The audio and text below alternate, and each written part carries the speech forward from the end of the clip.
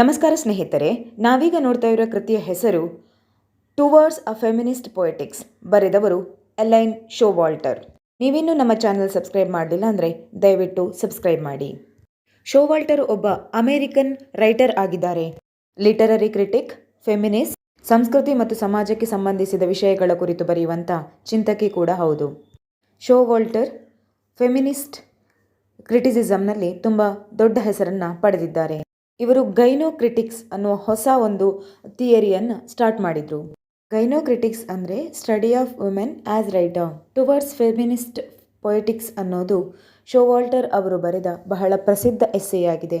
ಈ ಕೃತಿಯಲ್ಲಿ ಅವರು ಫೆಮಿನಿಸ್ಟ್ ಕ್ರಿಟಿಸಿಸಮ್ ಅನ್ನು ಹೊಸ ರೀತಿಯಲ್ಲಿ ನೋಡಲಿಕ್ಕೆ ಕೆಲವೊಂದು ವ್ಯಾಖ್ಯಾನಗಳನ್ನು ಬರೆದರು. ಅಲ್ಲದೆ ಕ್ಷೇತ್ರವನ್ನು ಇಫೆಕ್ಟಿವ್ ಮಾಡೋದಕ್ಕೋಸ್ಕರ ಕೆಲವೊಂದು ಮೆಷರ್ಸ್ ಹಾಗೂ ಸ್ಟೆಪ್ಸನ್ನು ಕೂಡ ತಗೊಳ್ತಾರೆ. ಟಾಪಿಕನ್ನು ಆರಂಭಿಸುವ ಮೊದಲು ಫೆಮಿನಿಸಮ್ ಅಂದರೆ ಏನು ಅನ್ನೋದನ್ನು ನೋಡೋಣ. ಫೆಮಿನಿಸ್ಟ್ ಲಿಟರರಿ ಕ್ರಿಟಿಸಿಸಮ್ ಅಂದರೆ ಏನು ಅನ್ನೋದನ್ನು ನೋಡೋಣ. ಫೆಮಿನಿಸಮ್ ಅನ್ನುವ ಪದದಲ್ಲಿ ನಾವು ಸೋಷಿಯಲ್ ಮೂಮೆಂಟ್ಗಳನ್ನು, ಪೊಲಿಟಿಕಲ್ ಮೂಮೆಂಟ್ ಹಾಗೂ ಐಡಿಯಾಲಜೀಸ್ಗಳನ್ನು ಸೇರಿಸುತ್ತೇವೆ. ಎಲ್ಲದರಲ್ಲಿಯೂ ಮಹಿಳೆಗೆ ಅವಳದೇ ಆದ ಈಕ್ವಾಲಿಟಿ ಮತ್ತು ಸ್ವಾತಂತ್ರ್ಯದ ಅವಶ್ಯಕತೆ ಇದೆ. ಲಿಟರರಿ ಕ್ರಿಟಿಸಿಸಮ್ನಲ್ಲಿ ಫೆಮಿನಿಸ್ಟ್ ಲಿಟರರಿ ಕ್ರಿಟಿಸಿಸಮ್ ಕೂಡ ಮುಖ್ಯ ಪಾತ್ರವನ್ನು ವಹಿಸ್ತದೆ. ಇಂಗ್ಲಿಷ್ ಲಿಟ್ರೇಚರ್ನ ಆರಂಭಿಕ ದಿನಗಳನ್ನು ನೋಡಿದರೂ ಅಲ್ಲೂ ಕೂಡ ಎಲ್ಲೂ ಮಹಿಳೆಗೆ ಪ್ರಧಾನವಾದಂತಹ ಸಾಹಿತ್ಯ ಹೊರಬರಲಿಲ್ಲ.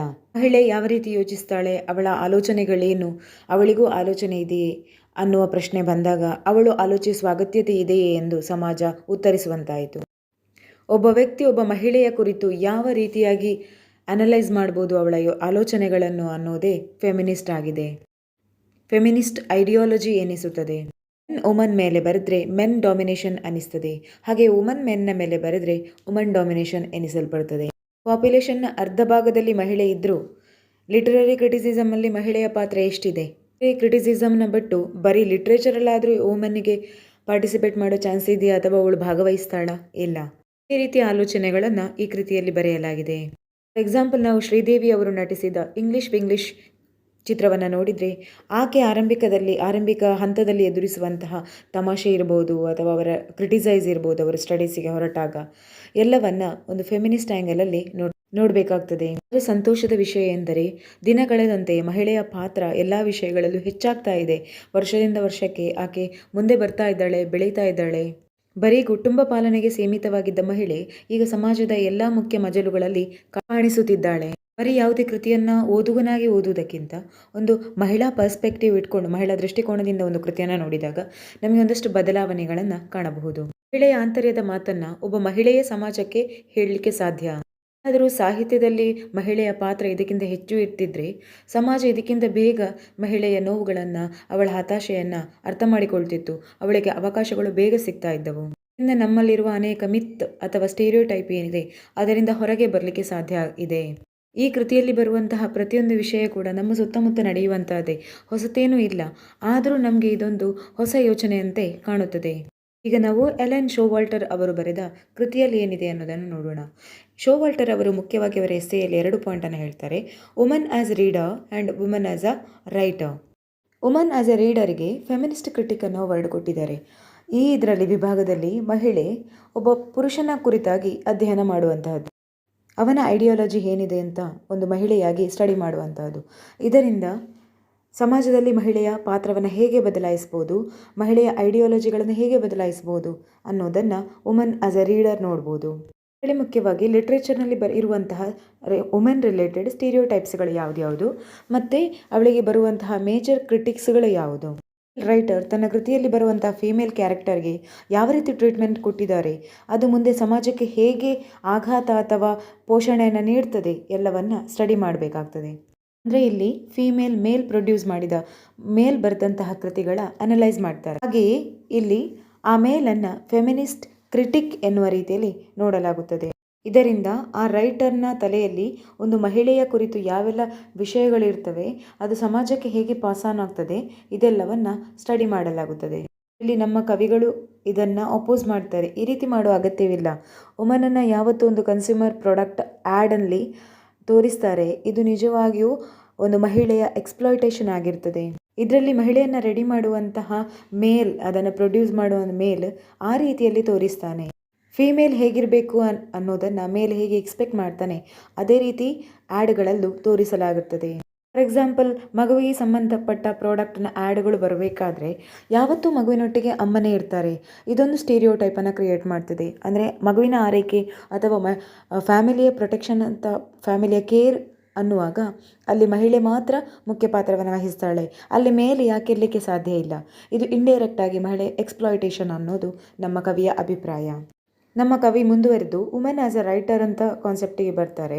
ಅಲ್ಲಿ ಅವರು ಹೇಳ್ತಾರೆ, ವುಮೆನ್ ಒಬ್ಬ ರೈಟರ್ ಆಗಿ ಬರಿಬೇಕಾದ್ರೆ ಅವಳು ಕೆಲವೊಂದು ವ್ಯವಸ್ಥೆಗಳನ್ನು ಮಾಡಿಕೊಳ್ಬೇಕಾಗ್ತದೆ. ಒಂದಷ್ಟು ಅವಳ ಕಾನ್ಸೆಪ್ಟ್ಗಳು ಕ್ಲಿಯರ್ ಇರಬೇಕಾಗ್ತದೆ. ಈ ಕೃತಿಗಳು ಕೇವಲ ಮತ್ತು ಕೊನೆಯದಾಗಿ ಕೂಡ ಫೀಮೇಲ್ ಎಕ್ಸ್ಪೀರಿಯನ್ಸ್ ಬೇಸ್ಡ್ ಆಗಿ ಇರಬೇಕು. ಮಹಿಳೆಯ ಸ್ವಂತ ಅನುಭವದ ಮೇಲೆ ಆಧಾರಿತವಾದ ಕೃತಿಗಳೇ ಹೆಚ್ಚು ಜನರನ್ನು ತಲುಪ್ತದೆ ಮತ್ತು ಸಮಾಜದ ಪರಿವರ್ತನೆಗೆ ಕಾರಣವಾಗ್ತದೆ. ಇಲ್ಲಿ ಬರೆಯುವ ಮಹಿಳೆ ತನ್ನ ಪಾಯಿಂಟ್ ಆಫ್ ವ್ಯೂ ಅಥವಾ ತಮ್ಮ ಯೋಚನಾ ಲಹರಿಗಳನ್ನು ಕ್ಲಿಯರ್ ಆಗಿ ಇಟ್ಕೊಳ್ಬೇಕಾಗ್ತದೆ. ಯಾವುದೇ ಕನ್ಫ್ಯೂಷನ್ಗೆ ಎಡೆ ಮಾಡಬಾರ್ದು. ಹಾಗೆ ಸಮಾಜದ ಕೆಲವೊಂದು ಮಿತ್ಸ್ ಅಥವಾ ಸ್ಟೀರಿಯೋಟೈಪಿಗೆ ಅವಳು ಸಪೋರ್ಟ್ ಯಾವುದೇ ಕಾರಣಕ್ಕೂ ಕೊಡಬಾರ್ದು. ಇದನ್ನು ಶೋವಾಲ್ಟರ್ ಅವರು ಗೈನೋಕ್ರಿಟಿಕ್ಸ್ ಎಂದು ಕರೆಯುತ್ತಾರೆ. ಇಲ್ಲಿ ಗೈನೋಕ್ರಿಟಿಕ್ಸ್ನಲ್ಲಿ ಗೈನೋ ಅಂದರೆ woman. Study of woman as a writer includes study of the following subjects: the psychodynamics or the behavior of creativity as shown by females. Psycho dimension ಅಂದರೆ ಇಂಟರ್ ರಿಲೇಷನ್. ಯಾವುದರಲ್ಲಿ ಅಂದರೆ conscious and unconscious mental and emotional forces ವ್ಯಕ್ತಿತ್ವವನ್ನು determine ಮಾಡ್ತದೆ. ಸೆಕೆಂಡ್ನಲ್ಲಿ aspects of female language and problems concerned to it. ಮೊದಲೇ discuss ಮಾಡಿದ್ದೇವೆ, ಅದೇನೆಂದರೆ literature highest ಮೇಲ್ dominated ಆಗಿದೆ, ಹಾಗೆ ಭಾಷೆ ಕೂಡ ಮೇಲ್ ಡಾಮಿನೇಟೆಡ್ ಆಗಿದೆ. ಹಾಗೆ ಫೆಮಿನಿಸ್ಟ್ ಕ್ರಿಟಿಸಿಸಮ್ಗೆ ಒಂದು ಹೊಸ ಟಾಸ್ಕ್ ಆರಂಭವಾಯಿತು. ಅದೇನೆಂದರೆ ಟು ಫೈಂಡ್ ಅ ಲ್ಯಾಂಗ್ವೇಜ್, ಅಥವಾ ಮಹಿಳೆಯ ಬೌದ್ಧಿಕ ಬುದ್ಧಿಮತ್ತೆ, ಅವಳ ಎಕ್ಸ್ಪೀರಿಯನ್ಸ್, ಅವಳ ರೀಡಿಂಗ್ ಸ್ಕಿಲ್, ರೀಸನ್ ಹಾಗೂ ಅವಳ ಸಫರಿಂಗ್ಸ್ ಎಲ್ಲವನ್ನ ಸೇರಿಸಬೇಕಾಗ್ತದೆ. Third one, career of female literary field. ಮಹಿಳೆ ಬರೆದಂತಹ ಕೃತಿಗಳನ್ನು ಹಿಂದಿನ ಕಾಲದಿಂದಲೂ ಎಲ್ಲ ನೆಗ್ಲೆಕ್ಟ್ ಮಾಡ್ತಾನೆ ಬಂದಿದ್ದಾರೆ. ಏಕೆಂದರೆ ಮೇಲ್ ಡಾಮಿನೇಟೆಡ್ ಸೊಸೈಟಿಯಲ್ಲಿ ಅವಳ ಪೊಸಿಷನ್ ಒಳ್ಳೆಯದಾಗಿಲ್ಲ. ಇದರಿಂದಾಗಿ ಲಿಟ್ರೇಚರಲ್ಲಿರ್ಬೋದು, ಆ್ಯಂಥಾಲಜಿಯಲ್ಲಿರ್ಬೋದು ಅಥವಾ ತತ್ವಶಾಸ್ತ್ರದಲ್ಲಿರ್ಬೋದು ದಿನ ಕಳೆದಂತೆ ಮಹಿಳೆಯ ಪಾತ್ರ ಕಡಿಮೆಯಾಗುತ್ತಾ ಬಂತು. ಹಾಗಾಗಿ ಮಹಿಳೆಗೆ ಮಹಿಳಾ ಕ್ಷೇತ್ರದ ಕುರಿತು ಆಸಕ್ತಿ ಹೊರಟು ಹೋಯಿತು. ವಿಷಯದ ಮೇಲೆ ಫೋಕಸ್ ಮಾಡಬೇಕು, ಯಾವುದನ್ನು ಜಾಸ್ತಿ ಗಮನ ಕೊಡುವುದರಿಂದ ನಾವು ಬೆಳಿಬೋದು ಅನ್ನೋದನ್ನು ಮಹಿಳೆಗೆ ಮಾರ್ಗದರ್ಶನ ಮಾಡುವ ಕೊರತೆ ಕೂಡ ಉಂಟಾಯಿತು. Fourth one, literary history. Walter ಹೇಳುವ ಪ್ರಕಾರ ಮೊದಲಿನ ಕಾಲದಿಂದಲೂ ಮೇಲ್ ಲಿಟರರಿ ಹಿಸ್ಟ್ರಿಯನ್ನು ಫೀಮೇಲ್ ಲಿಟರರಿ ಹಿಸ್ಟ್ರಿಯಿಂದ ಸಪರೇಟ್ ಇಡಲಾಗಿತ್ತು. ಹಾಗೆ ಕವಿಯಲ್ಲಿ ಹೇಳ್ತಾರೆ, ಹಳೆಯ ಕಾಲದಲ್ಲಿ ವುಮೆನ್ ಲಿಟರರಿ ಕ್ರಿಟಿಸಿಸಮನ್ನು ರೀಕನ್ಸ್ಟ್ರಕ್ಟ್ ಮಾಡುವ ಹೊಸ ವಿಧಾನ ಕಂಡು ಹುಡುಕಬೇಕಾಗಿದೆ. ಲಿಟರರಿ ಹಿಸ್ಟ್ರಿಯಲ್ಲಿ ಹಿಂದೆ ಹಿಸ್ಟ್ರಿಯಲ್ಲಿ ನಡೆದಂತಹ ಅದೇ ಫೆಮಿನಿಸ್ಟ್ ಅಪ್ರೋಚ್ ಏನಿತ್ತು ಅದನ್ನು ರೀಕನ್ಸ್ಟ್ರಕ್ಟ್ ಮಾಡಬೇಕು ಮತ್ತು ಅದನ್ನು ಅನಲೈಸ್ ಮಾಡಬೇಕು. ಇನ್ನು ಅದಕ್ಕೆ ಒಂದಷ್ಟು ಇಂಪ್ರೂವ್ಮೆಂಟನ್ನು ತರಬೇಕು. Fifth one, analysis of female writers and their work. ಇಲ್ಲಿ ಕೂಡ ಗೈನೋಕ್ರಿಟಿಕ್ಸ್ನ ಕುರಿತೇ ಹೇಳ್ತಾ ಇದ್ದಾರೆ. ಫೆಮಿನಿಸ್ಟ್ ಕ್ರಿಟಿಕ್ ಅನ್ನೋದು ಪೊಲಿಟಿಕಲ್ ಆಗಿದೆ ಮತ್ತು ಮೇಲ್ ಡಾಮಿನೇಟೆಡ್ ಆಗಿದೆ. ಮಹಿಳೆಯ ಅವಶ್ಯಕತೆಯ ಕುರಿತು ಪುರುಷನ ಅಭಿಪ್ರಾಯವೇನು ಅನ್ನೋದನ್ನು ಯೋಚಿಸಬೇಕಾಗಿದೆ. ಗೈನೋಕ್ರಿಟಿಕ್ಸ್ ಅನ್ನೋದು ಸೆಲ್ಫ್ ಕಂಟ್ರೋಲ್ಡ್ ಹಾಗೂ ಎಕ್ಸ್ಪೆರಿಮೆಂಟೆಡ್ ಆಗಿದೆ. ಈ ಕ್ಷೇತ್ರದಲ್ಲಿ ಹೊಸತೇನನ್ನಾದರೂ ಮಾಡುವ ಅವಶ್ಯಕತೆ ಇದೆ. Second one, programme of gynocritic. ಮಹಿಳೆಯ ಅನುಭವದ ಆಧಾರಗಳ ಮೇಲೆ ಮಹಿಳಾ ಕೃತಿಗಳನ್ನು ಅನಲೈಸ್ ಮಾಡೋದೇ ದ ಪ್ರೋಗ್ರಾಮ್ ಆಫ್ ಗೈನೋಕ್ರಿಟಿಕ್ಸ್ನ ಮುಖ್ಯ ಥೀಮ್ ಆಗಿದೆ. ಲಿಟ್ರೇಚರನ್ನು ವುಮೆನ್ ಡಾಮಿನೇಟೆಡ್ ಅಂತ ಮಾಡಬೇಕಾದ್ರೆ ಅಥವಾ ವುಮೆನ್ ಒಂದು ಈಕ್ವಲ್ ಪಾರ್ಟ್ ತಗೊಳ್ಬೇಕಂತಾದರೆ ಆಕೆಯ ಎಕ್ಸ್ಪೀರಿಯನ್ಸ್ ಮುಖ್ಯ ಪಾತ್ರ ವಹಿಸ್ತದೆ. ಯಾವುದೇ ಮಹಿಳೆ ಅಥವಾ ಪುರುಷ ಆ ಕೃತಿಯನ್ನು ಓದಬೇಕಾದ್ರೆ ಅದು ಅವನಿಗೆ ಅನ್ನಿಸಬೇಕು, ಹೌದು ಈ ಎಲ್ಲ ಅಂಶಗಳು ಮಹಿಳೆಗೆ ಸಂಬಂಧಪಟ್ಟದ್ದು ಅಂತ. ಹಾಗೆ ಒಂದು ಮಹಿಳೆ ಓದಬೇಕಾದ್ರೆ ಅದು ಅವಳ ಮನಸ್ಸನ್ನು ತಟ್ಟುವಂತಿರಬೇಕು. ಅವಳ ಜೀವನದಲ್ಲಿ ನಡೆದ ಘಟನೆಗಳನ್ನು ಆಧಾರಿತವಾಗಿದ್ದರೆ ಅದು ಅವಳಿಗೆ ತುಂಬ ಹತ್ತಿರ ಅನಿಸಿಬಿಡ್ತದೆ. ಇದರಲ್ಲಿ ಯಾವುದೇ ಕಾರಣಕ್ಕೂ ಮೇಲ್ ಡಾಮಿನೇಷನ್ ಇರಬಾರ್ದು. ಹೀಗೆಲ್ಲಾದರೂ ಆದರೆ ಮೇಲ್ ಲಿಟ್ರೇಚರ್ ಡಾಮಿನೇಷನ್ ಮುಗಿದೇ ಹೋಗ್ತದೆ, ಕೊನೆಗೊಳ್ತದೆ. ನಾವು ನೋಡೋದು the problems of feminist critic. ಅಂತ ಬಂದಾಗ ಮುಖ್ಯವಾಗಿ ಮಹಿಳೆಯ ಪಾತ್ರ ಲಿಟ್ರೇಚರ್ನಲ್ಲಿ ತುಂಬ ಕಡಿಮೆ ಇದೆ. ಅದರಲ್ಲಿ ಲಿಟ್ರರಿ ಕ್ರಿಟಿಕ್ ಅಥವಾ ಕ್ರಿಟಿಸಿಸಮ್ ಅಂತ ಬಂದಾಗ ಮಹಿಳೆ ಇಲ್ಲವೇ ಇಲ್ಲ ಅಂತ ಹೇಳ್ಬೋದು. ಮೇಲ್ ಡಾಮಿನೇಷನ್ ಅಥವಾ ಪುರುಷನ ಪಾರುಪತ್ಯ ಮುಂದುವರಿತಾನೇ ಇದೆ, ಆದರೆ ಮಹಿಳೆಗೆ ಸಿಗುವಂಥ ಸ್ಥಾನಮಾನ ಬದಲಾಗ್ತಾ ಇಲ್ಲ. ಅವಳಿಗೆ ಒಂದು ಸ್ಪೆಷಲೈಸೇಷನ್ ಅಂತ ಎಲ್ಲೂ ಸಿಗ್ತಾ ಇಲ್ಲ. ಮೇಲ್ ಡಾಮಿನೇಟೆಡ್ ಆದ ಸೊಸೈಟಿಯಲ್ಲಿ ನಾವು ಮಹಿಳೆಯ ಪಾತ್ರದ ಕುರಿತು ಅಥವಾ ಮಹಿಳೆಯ ಆಶೋತ್ತರಗಳನ್ನು ಈಡೇರಿಸುವಂತಹ ಕೃತಿಗಳು ಬರ್ತವೆ ಅಂತ ಎಕ್ಸ್ಪೆಕ್ಟ್ ಮಾಡೋದು ಕೂಡ ಸಾಧ್ಯವಿಲ್ಲ. ಇದು ಶೋವಾಲ್ಟರ್ ಹೇಳ್ತಾರೆ, ಇದುವರೆಗೂ ವುಮೆನ್ ರೈಟರ್ಸನ್ನು ಐಸೋಲೇಟೆಡ್ ಆಗಿಯೇ ಸ್ಟಡಿ ಮಾಡಲಾಗಿದೆ. ಅದೇ ಅದರ ಕುರಿತಾದ ಅನಾಲೈಸಿಸ್ ಕೂಡ ಆಗಲಿಲ್ಲ. ಯಾವ ಅನಾಲಿಸಿಸ್ ಅಂದರೆ ಯಾವ ರೀತಿಯ ಕೃತಿಗಳು ಹೊರಬಂದಿದೆ, ಆ ಕೃತಿಗಳ ಪ್ರಭಾವ ಏನು, ಅವರ ಬೇಡಿಕೆಗಳೇನಿತ್ತು, ಅದು ಈಡೇರಿದೆಯೇ, ಈ ಥರ ಯಾವುದೇ ಸ್ಟಡಿ ಕೂಡ ಅದರ ಕುರಿತು ಆಗಲಿಲ್ಲ. ಶೋವಾಲ್ಟರ್ ಇಲ್ಲಿ ಹೇಳ್ತಾರೆ, ಫೆಮಿನೈನ್ ಅಥವಾ ಫೆಮಿನಿಸ್ಟ್ ಕ್ರಿಟಿಸಿಸಮನ್ನು 3 ರೀತಿಯಲ್ಲಿ ಡಿವೈಡ್ ಮಾಡಿದ್ದಾರೆ. ಕೊನೆಯದು ಬಂದು ದ ಫೆಮಿನೈನ್ ಫೇಸ್. ಇದು 1840 1880 ತನಕ. ಈ ಹಂತದಲ್ಲಿ ಮಹಿಳೆ ಪುರುಷನ ಬುದ್ಧಿಮತ್ತೆಯ ಹಂತಕ್ಕೆ ತನ್ನ ಕೃತಿಗಳನ್ನು ಬರಿತಾ ಇದ್ಲು. ಇನ್ಫೀರಿಯಾರಿಟಿ ಕಾಂಪ್ಲೆಕ್ಸ್ ಅನ್ನೋದು ಫೀಮೇಲ್ ರೈಟರ್ಸಲ್ಲಿ ಕ್ಲಿಯರ್ ಆಗಿ ಕಾಣ್ತಾ ಇತ್ತು. ಮೇಲ್ ಡಾಮಿನೇಷನ್ ಕೂಡ ನಡೀತಾ ಇತ್ತು ಫೀಮೇಲ್ಗಳ ಮೇಲೆ.